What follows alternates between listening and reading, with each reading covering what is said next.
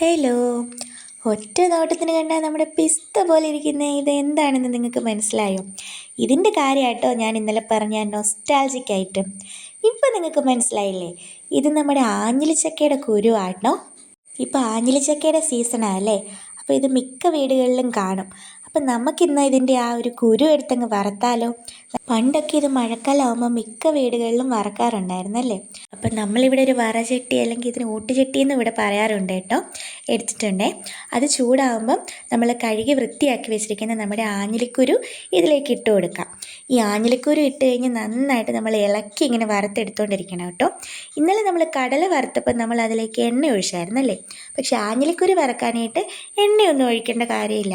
മാത്രമല്ല, കടല വറക്കുന്ന പോലെ ഒരു 5 മിനിറ്റിൽ പരിപാടി കഴിയത്തില്ല കേട്ടോ.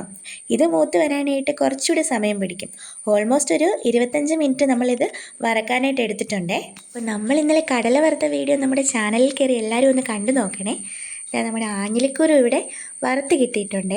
ഇനി അതിൻ്റെ പുറത്തെ തോട് കളയാനായിട്ട് നമ്മളിതാ ഈ ഇടുകല്ലും കൊണ്ട് ഇങ്ങനെ ഒന്ന് ഉരുട്ടി കൊടുക്കണം. അപ്പോൾ ഇത് നന്നായിട്ട് അതിൻ്റെ തോടൊക്കെ പോയി വരുന്നുണ്ട് കേട്ടോ. അപ്പോൾ എല്ലാം അങ്ങനെ കുറച്ച് സമയം ഉരുട്ടുമ്പോഴത്തേന് തോടെല്ലാം പോയി നല്ല ക്ലീനായിട്ട് കിട്ടും.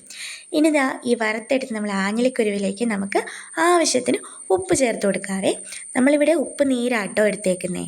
ഇനി അത് നന്നായിട്ട് കൈകൊണ്ട് തന്നെ എല്ലായിടത്തും എത്തുന്ന പോലെ മിക്സ് ചെയ്ത് കൊടുക്കണം. അപ്പോൾ അതേ നമ്മുടെ നൊസ്റ്റാൾജിക് ആയിട്ടുള്ള ആഞ്ഞിലിക്കുരു വറുത്ത് ഇവിടെ റെഡി ആയിട്ടുണ്ട്. ഈ മഴയത്തൊരു ചൂട് കാപ്പിയോടൊപ്പം ഈ ആഞ്ഞിലിക്കുരു വറുത്തത് കഴിക്കാൻ അടിപൊളി ടേസ്റ്റാട്ടോ. അപ്പോൾ നിങ്ങളുടെ വീടുകളിൽ നിങ്ങൾ ഇങ്ങനെ ചെയ്തിട്ടുണ്ടോ എന്നൊക്കെ ഒന്ന് താഴെ കമൻറ്റ് ചെയ്യണേ.